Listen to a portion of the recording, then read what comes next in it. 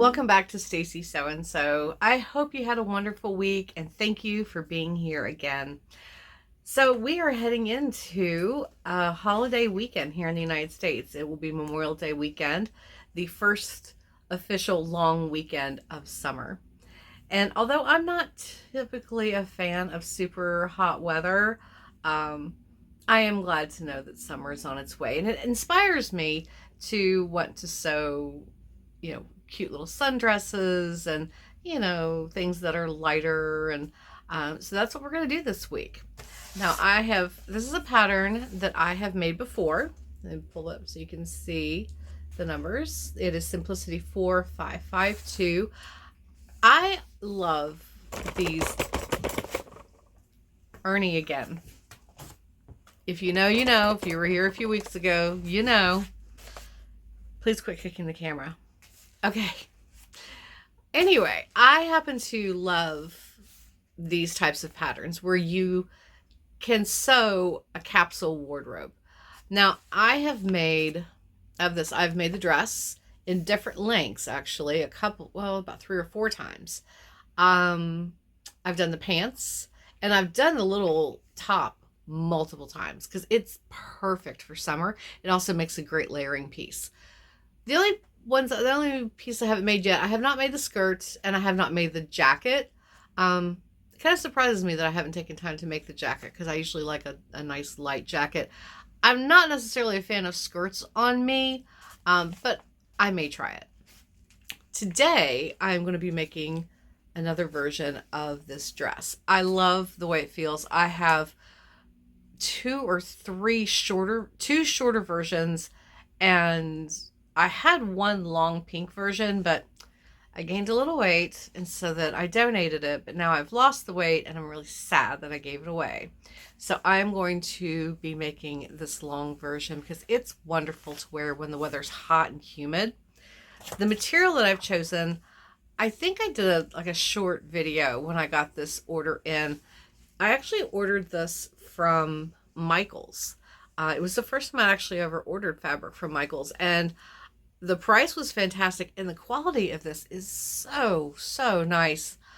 I love blue, as you can tell, and I just thought this would be so pretty to wear. I wanted a simple dress because I love the fabric so much. I didn't want the dress to be too fussy because I really want the fabric to be the statement and not, ruffles or bows or belts or whatever. And I wanted something that skims the body and is nice and cool.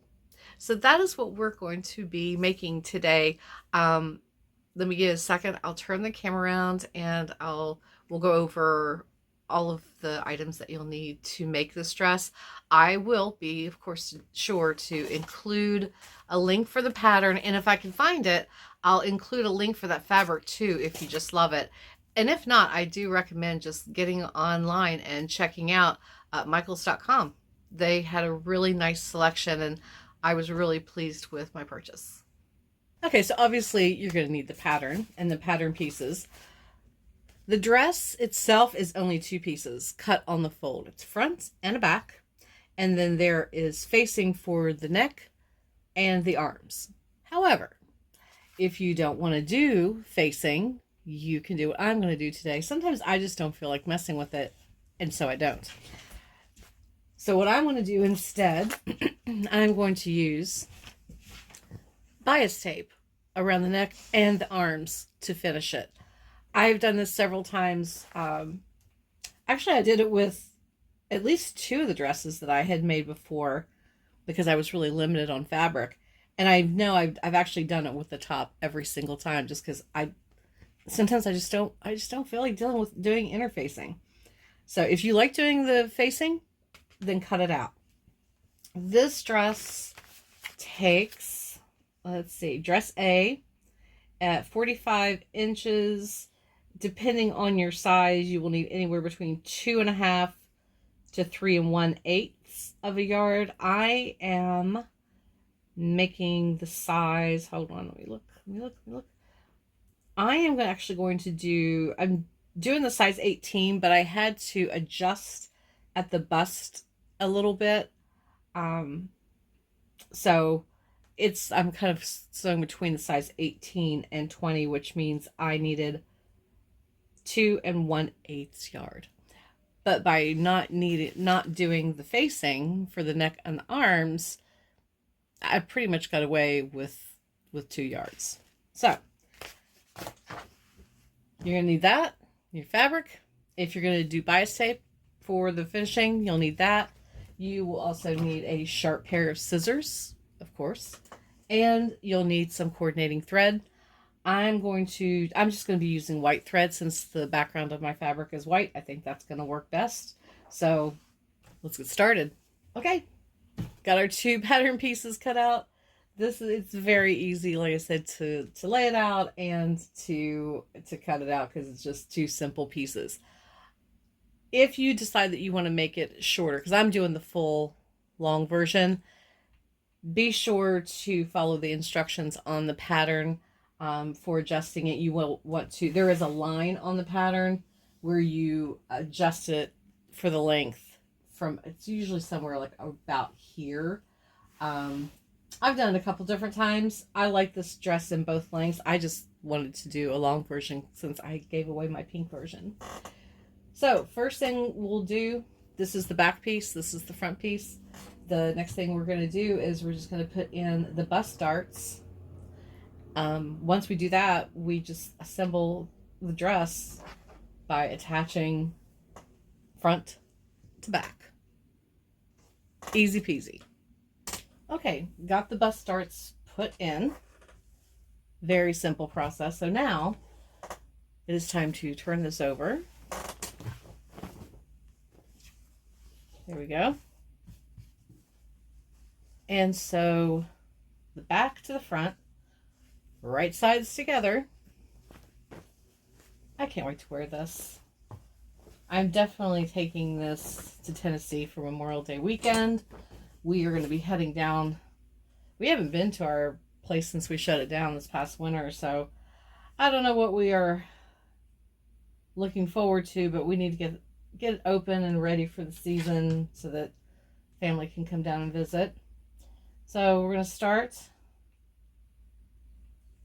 by pinning the shoulders together, and this is sewn together with 5/8 of an inch seam allowance.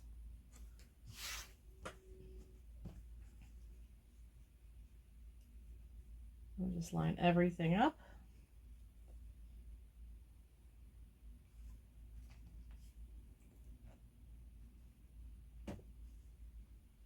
There we go. And I'll go ahead and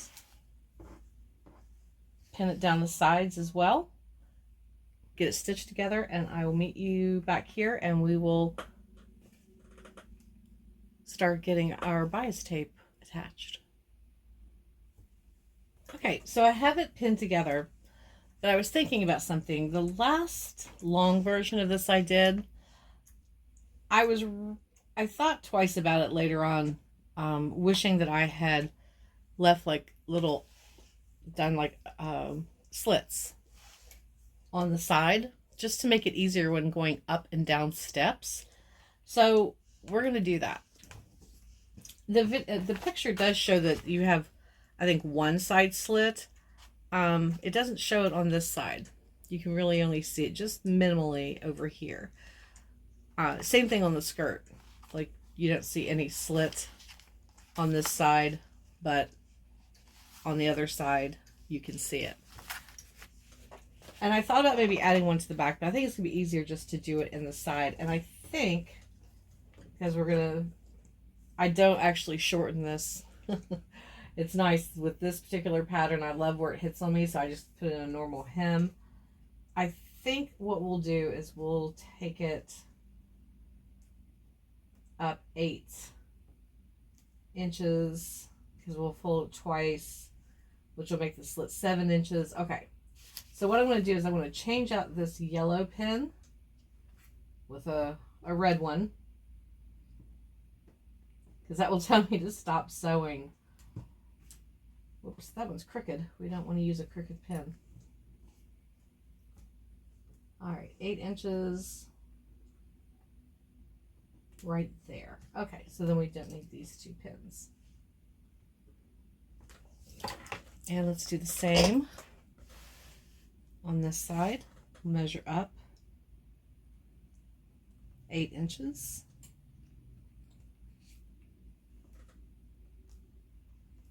And I'll put the red pin in, and I can remove these 2. Okay. Now I will simply sew across the top of the shoulder and then down both sides so I get to the red pin, and then I'll come back and we'll fold and press in where our little slits are going to be on either side. Oops, there we go. There we go. And we're going to do it on either side of the dress. Okay, so I got it seamed across the top, and then I followed up with pinking shears, and then I seamed it down the side, and at that point I tried it on. Apparently I have lost a little bit more weight than I had thought, so I actually ended up coming in an additional 1/2 inch, and then down about 10 inches I sewed another seam straight down, so that then just kind of formed a little bit better and then joined in with the seam that I had already done. I did that on both sides, and it fits much better now. The other thing I went ahead and did was get this prepped, the slits on either side. I just rolled it in, as you can see, folded it in twice, so it's very narrow.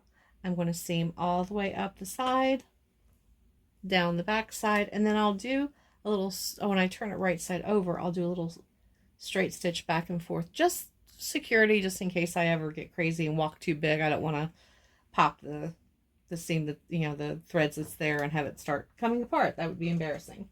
All right, so I'm going to get these done, and then we will pull out our bias binding and attach it to the neck and the arms. And I have the slit sewn in. Turned out good. Again, holding off on hemming until I try it on. However, I discovered something. I went ahead and attached the bias binding to the neckline. And you may be asking yourself, well, I thought she was going to use ivory. As it turns out, I didn't have enough to do the neck and the armholes. So if this dress was for someone else, I would have ran to the store or ordered it, but it is just for me. So I will be using the white bias binding for the arms, and I had just enough of this royal blue for the neckline. So that's what I'm going to be doing. You can see I have it pinned in, right sides together. So I'm going to stitch along in there, and then we'll fold it over and give it a top stitch all the way around. And I will do the same to both armholes using the ivory or the white. Then one final try on and hem. So thank you for joining me again this week. As you can see, my dress is done. I will pop up some pictures at the end so you can see how it turned out. I love this pattern. Every time I make it, I'm just always pleased with the results, and this fabric was absolutely perfect for it. So I will be back again next week. I already have my project planned out, but I will put up some sneak peeks during the week so you can kind of see what I will be working on. And if you're in the United States and celebrating Memorial Day weekend, I hope you have a safe and happy holiday. I will see you again next week, and until then, happy sewing.